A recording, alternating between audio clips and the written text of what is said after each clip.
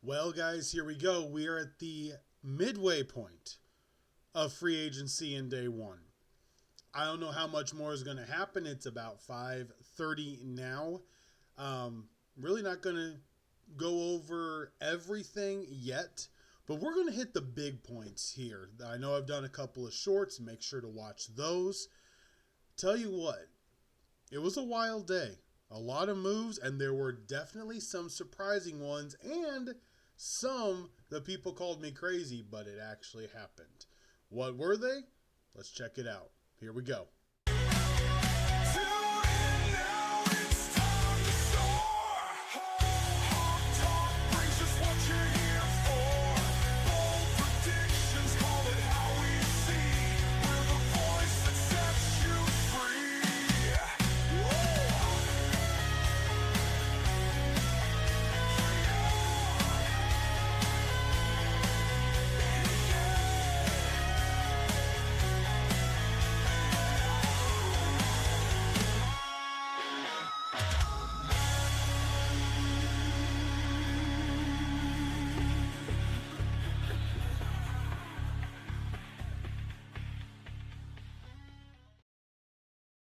All right, guys, welcome back in. We are rolling on through free agency day number one.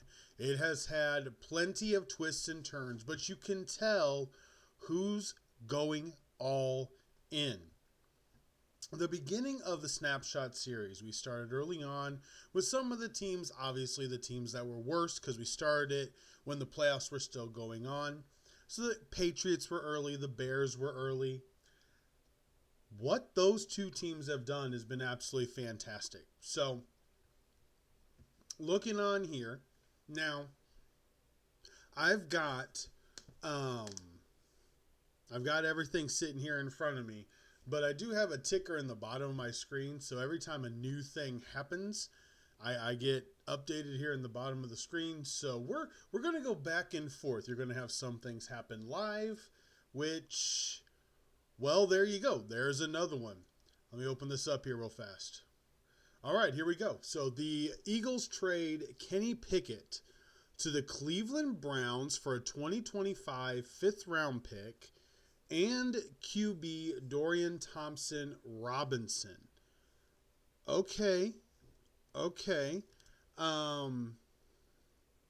Is that the quarterback that Stefanski wants to run with?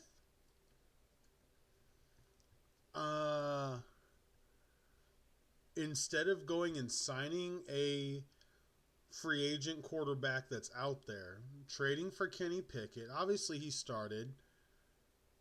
Maybe that's not a bad move for the Browns. I don't know. That one, if Kenny Pickett ends up starting, which Watson could be out for a little while. That's okay. That's interesting. That is absolutely interesting. But let's get to some of the other ones. So one of the surprise, I guess let's go with my top 5 surprises so far from free agency day number one. Now this is 5.5 hours in. What are my surprises? Well, number one, I really didn't expect the way that the corners ended up playing out. So I didn't expect a couple different things, but number one, the size of the contract for Chris Godwin and the fact that the Bucks are going to fully guarantee 2 years. So Chris Godwin signs a big deal, a 3-year deal. And what's surprising to me most is the fact that 2 years are fully guaranteed. He did take a pay cut to stay with the Bucks instead of moving somewhere else. I didn't think he was going to garner that level of interest anyway because the injuries have piled up. Let's just be honest. The injuries have piled up. And we know he's a stud. He's a stud receiver. But I didn't expect Tampa to go all in, especially with Jalen McMillan. I didn't expect him to go all in on Godwin. But today, They sign Godwin. They get Hassan Reddick, which is huge, because they were, as you know, we went through everything. They were really bad in the pass defense department. Great against the run, bad against the pass. So hopefully that will help. The trade that I told you guys was coming, people didn't believe me. I said the Texans may trade Laremy Tunsil. They did. Just because I expected it doesn't mean it's not a shock. They trade Laremy Tunsil to the Commanders. Who traded for them is actually the shock. The Commanders trade for Laremy Tunsil. They still have him for 2 more years. That's big. That's big. This is not a 1-year rental. 2 more years. The Texans get a bevy of picks. Some may say they didn't get the exact value you think. Well, hang on. So they get a 3rd round this year and a 7th round this year. And then they get a 2nd round and a 4th round in 2026. And then the Commanders get a 4th round pick of this year. It works. Now, that Ravens offensive line went from bad to absolutely worst in the NFL. Hands down 150%. No no qualms about that one. Okay? I fully agree with that sentiment. But here's what is interesting. The Commanders are going all in on protecting. And I said this before, you know, the overarching thing is that defensive coordinators that go head coach don't know how to build offensive lines. I'm not so sure that this is what that is with the Texans. It's a cap move. It saves them cap.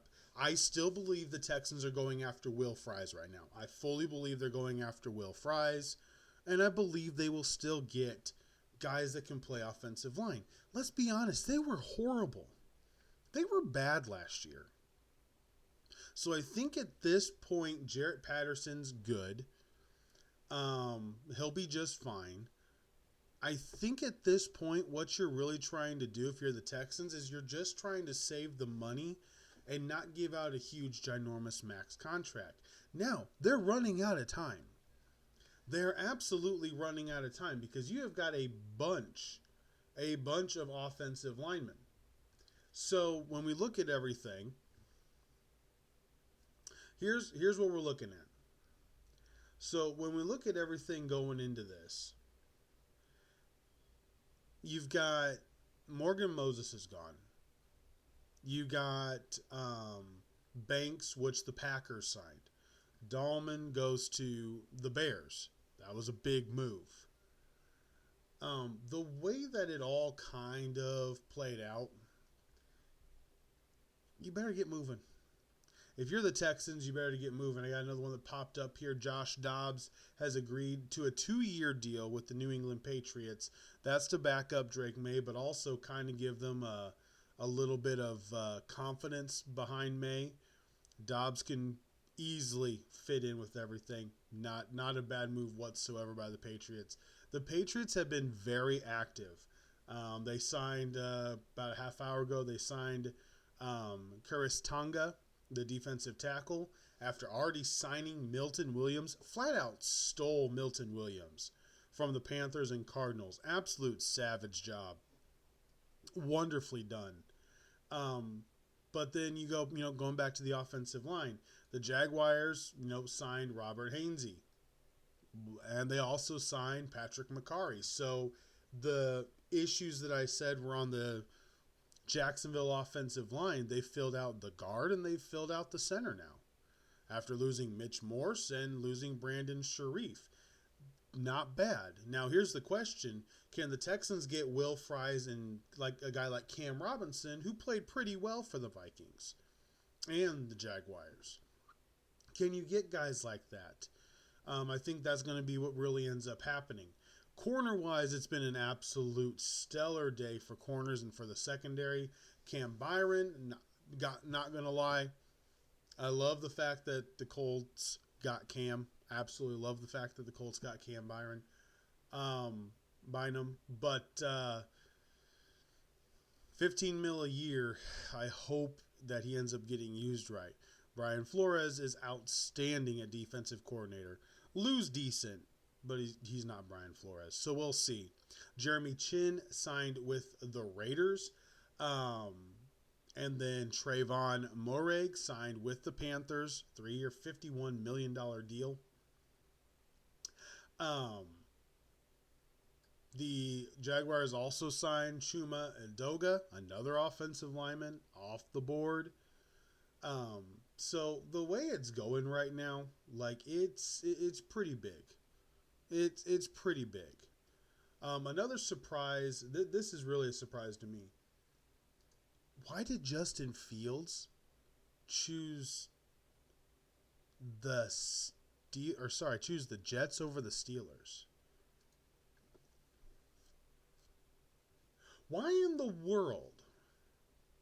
Why in the world would you choose the Jets over the Steelers? So we're about 11 minutes in right now. This is being treated more as a live edition that's going to end up being posted here in about an hour and a half. But so let's dial in on a couple things. So let's just deep dive in here. Sam Darnold to the Seahawks, 3-year. The numbers are getting changed. It's been a 3-year $100 million and a 110 million. I'm not sure which one it's going to end up being on Wednesday. My guess is the 110. Just saying. So it's about $37 million a year. Absolute value in that. It's a Baker Mayfield type deal. He could end up working in Seattle. He may not. I don't think he's going to be Minnesota good, but I definitely don't think he's going to be Jets bad. I think there is a happy medium here with Sam Darnold. Now, with Justin Fields, this one to me is a little bit more interesting.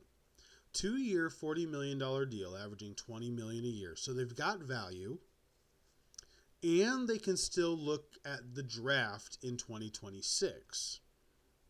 So it does definitely help. Or they can draft one later, like a Jalen Milroe. Maybe a Quinn Ewers. I don't like Ewers at all. You guys know this if you've listened. I hate Ewers as an NFL prospect. Experience is one thing, but not having any zip on your arm now, I mean, there's no layers to his throws whatsoever. None. He cannot make NFL throws. So my thoughts are really, really simple on this. The Jets got somebody that can run an offense, and they can win 7 games with him. And Aaron Glenn isn't going to get fired for winning 7 games and improving the team. But I don't know if there's going to be anything more. Now, Sam Darnold, Seahawks, Justin Fields, Jets, Kenny Pickett to the Browns now. That leaves Aaron Rodgers sitting there. So far, Falcons haven't cut Kirk Cousins, which means they may run him as the backup this year because they already signed him. The dead money doesn't make any sense. Remember, the first 2 years of that deal is where all the guaranteed money is. You're paying him anyway. Why cut him? It would be up to him to revise his contract. They're going to keep him. They'll cut him after this offseason. So you've got now Daniel Jones, who a lot of people believe is going to end up being signed by the Colts. I don't call that much competition for Richardson. They're the same quarterback. Maybe it is competition because of that. Maybe there's something there. I don't know. But you've also got Aaron Rodgers. So here's a really big question. What do the Steelers and Giants do? Are the Giants just basically leaving it up to getting Shedeur Sanders? Or do they go get Aaron Rodgers? The Minnesota Vikings have been thrown out there as a team that may go get Rodgers. I thought you're running with J.J. McCarthy. If you don't believe in J.J. McCarthy, I would have gone with Sam Darnold, you went 15-2 with him. You went 15-2. He lost to the Lions and the Rams. Let me say that again. He only lost to the Lions and the Rams. You re-signed Aaron Jones for 2 years. What, if you weren't going to run with McCarthy, you should have just stuck with Darnold. Okay? Now, so the number one surprising move, Godwin's deal really shocked me. It really did. When I saw how that deal was structured and everything that came up, guaranteed money the way it was, it definitely shocked me. I thought it was time for Tampa Bay to move on. Jalen McMillan had absolutely come on outrageously strong. It made a lot of sense. The second one that surprised me was the team that went after Tunzel. I said they may need to trade Tunzel. That was my out-of-the-box idea.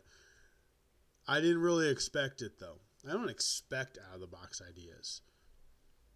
I just know that that would definitely be one that's possible, and it would make sense. And it did. It cuts cap. It makes sense financially. And they got 4 draft picks for him. That works. That works. Now you got to fill in that offensive line because now you've got 4 holes to fill. So that one definitely shocked me. Josh Sweat to the Arizona Cardinals. I'm wondering what Sweat was thinking. I really am. I'm wondering what Sweat was thinking. My guess is he won a Super Bowl. Wanted to cash in on the money. The Cardinals gave him the money. I don't think Sweat is actually that good. Now, I know. What about the Super Bowl? What had I been saying all year? What had everybody been saying all year? The Kansas City Chiefs' offensive tackles were garbage. Absolute garbage. He went against DJ Humphries. He went against the guy that I had said the Bills needed to target, and they didn't target him enough. I had called this out the entire year. Sweat is really good. Do not misunderstand me. He is really good. But is he going to change the Cardinal defense? He's going to go there, and my guess is he's going to be solid. He's not a guy that can get the sack numbers like Micah Parsons. I think he's really good. Do not misunderstand me. He's really good. And if you're in 3rd and 15, 3rd and 10, you don't want him rushing you. Because if he's just going straight pass rush, he's quick. But I'm not so sure that it made sense for him. But congratulations to the Cardinals. They get Josh Sweat. They get another defensive piece. It looks like the Niners are going to be in a lot of trouble. I said they could bounce back if they do things wisely. They're not really looking that good. They lost Hufanga. Hufanga got signed away from them. I believe it was the Broncos. They lost Banks to the Packers. It doesn't look good. It really doesn't look good. So that's number 3. Number 4 on the surprise meter was Milton Williams to the Patriots. The Patriots have been outrageously aggressive. I love what they've done. And it still shocked me that you're watching the Patriots come up as often as you have today. The Patriots. I don't get it. I don't get how the Patriots, all they had to do was get a coach like Vrabel and just go all in on everything. They could have done this last year. They had a bunch of cap last year too. It took Vrabel, a guy that knows what he wants to do. Vrabel has changed the Patriots in one day. The Patriots are now 8-9 win team, potentially a 10-win team. Carlton Davis, Robert Spillane, Harold Landry, Morgan Moses, Milton Williams, Josh Dobbs is a backup quarterback. Tonga, the backup defensive tackle. This team is being built to compete consistently. They will not have a top 5 pick in 2026. They won't even have a top 15 pick, I don't think. This team is ready to go. They are ready to play football. And huge congratulations to them. The other team that's been outrageously aggressive, the Chicago Bears. They got Dahlman. They got Jonah Jackson, who I was talking to my buddy Penguin about this. He's seeing how this is going to play out because Jackson has struggled with injuries. Dahlman struggles pass blocking, but I don't think that's why they got him. They got him because they're going to run. This is ground and pound. I think they move Joe Thuney back to guard. So you're going to have Joe Thuney at guard, Dahlman at center, Jonah Jackson at guard. Your interior is set. And you know what, Thuney, and I said this about, Zeitler from the Lions. It's exactly what I said. I would re-sign him if I was the Lions. All pro, professional, solid veteran. The Texans could go in and get Zeitler. If the Texans could sign, which I think the Patriots will get him first, but if the Texans could sign Will Fries, Kevin Zeitler, push out needing another guard till next year, I think that would work. Now, they still need 2 tackles. They can get one of them in the draft, absolutely. But seeing where everything is, and they can package picks to move up now. You also get to package picks. Having that other second-round pick, the Texans have been great with not using their own picks. They've been absolutely great. The 5th one, I got to say, the shock was the Jets. The Jets got Justin Fields, and I can't believe that. I can't believe Fields chose the Jets over the Steelers. But as, I was sitting in my swing thinking about it, the Steelers already bailed on him once. Why would you want to go back to that? That's the only thought I have with it. It's the only thought I have with it. They already bailed on you once. Why go back? So I understand, but it shocked me because I really thought, after I saw Darnold sign with the Seahawks, I thought the next thing was going to be Fields signs with the Steelers. It shocked me. It absolutely shocked me.